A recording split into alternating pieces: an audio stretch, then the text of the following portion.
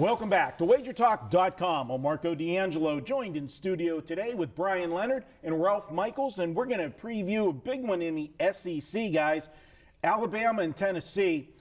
First question I'm going to throw out to you. I know it's Alabama, but if you're Tennessee, how do you get yourself back up after you come from the grave last week and almost pull that game out and then end up losing it in double overtime? I'll start with you, Bryan. They've done it all season. This is the first one they actually didn't get over the top on. I don't think it's a big deal for Tennessee. This is a game that they've been pointing to in the offseason. They were expected to win this division, and obviously Alabama win theirs. It's strange to me that, like, I was down at the Gold Nugget games of the year. The Gold Nugget opened up Tennessee as a 1.5 point favorite in this game. Then there was a big line to bet it, and it went off. I think it went all the way up to Alabama minus 4.5, which I think was the true right number. But now we're catching a line of 13 here. Now, I like to look at my power ratings now, also my power ratings before the season started, and now we're to that point where we can start making some comparisons. And what has happened? Is Alabama any better than what we thought they were going to be? No, they were number one coming in. This is what they were supposed to be.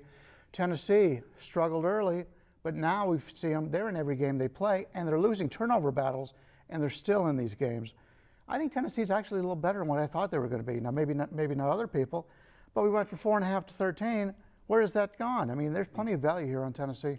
Ralph, well, I mean, it's like a broken record. We keep saying it every week with Tennessee. They fall behind. They finally open up the offense in the second half, let Joshua Dobbs, throw the football. Last week, finally, a big game from him. We've been waiting for this all year. He threw for over 400 yards last week, but it was out of necessity. But he needs to do that this week because you're not going to run the football against Alabama. If you're going to beat Alabama, as we saw Kelly do earlier, you've got to throw the football against Alabama. That's the only weak link on this team is their secondary. Can Tennessee pull it off? Well, they do need to at least attempt to run the ball, to have that set up that passing game. Now, in the A&M game, they were, of course, without Hurd. If you're missing a 240-pound running back who was one of the best in the SEC last week, it showed in their offense, and they struggled. And while they had some production, the passing yards are much harder to get when you don't have him lined up in the backfield. He'll be back this game. Now, my concern is Tennessee's O-line has gotten pushed around the last couple games. I believe they've given up 6 sacks the last 2 weeks, and we know Bama. But the biggest concern should be, is Alabama going to score a defensive touchdown?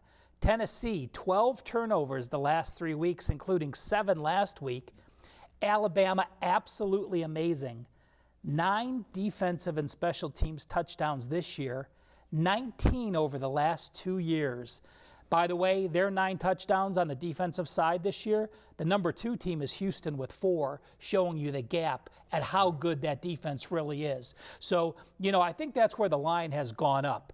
Tennessee, while they have done everything you expected, they just haven't done it as impressively. And while Alabama's been number 1, their wins have actually been more impressive. But I do have one fact, just to show you Alabama is human.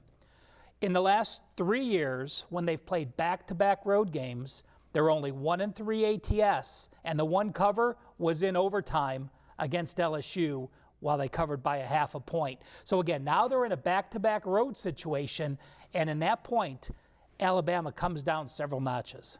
I do want to put out, since you talked about the turnovers, Alabama, you go back over the years, most teams average, it averages out, unless it's the style of your play. Wisconsin, when they used to just run the ball down your throat, Navy, those teams just run all the time. They don't turn the ball as often. Alabama has been very good in turnovers for years. It's sort of like the Patriots. I'm not saying there's any inflation issues here. Or deflation. Yeah, but these are teams that their whole game plan circles around the turnovers. So when you're betting against Alabama, you're expecting to lose that turnover battle, and which isn't always a good thing, but I think Tennessee's got the superior talent on offense here. Yeah, and the one thing that I alluded to is, worrying about Tennessee if they would be flat off of last week's game.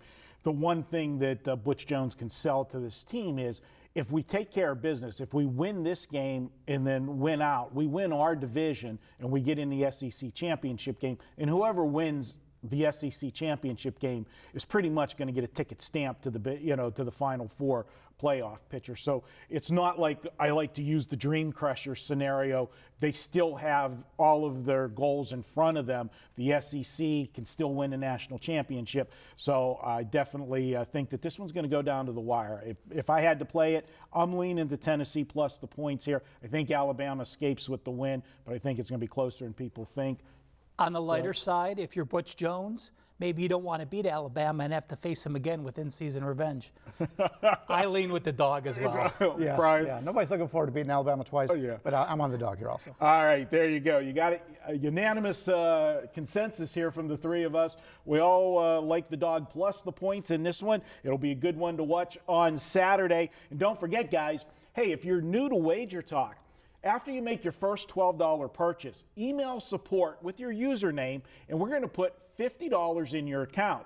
And don't forget, one of the best ways to pick up plays over the weekend is check out a Weekend All Access. We do it each and every week, Thursday through Monday. Pick your favorite capper, get all of his plays from Thursday to Monday for $69. It's the best deal going. Check it out at WagerTalk.com. We'll be back with more at WagerTalk.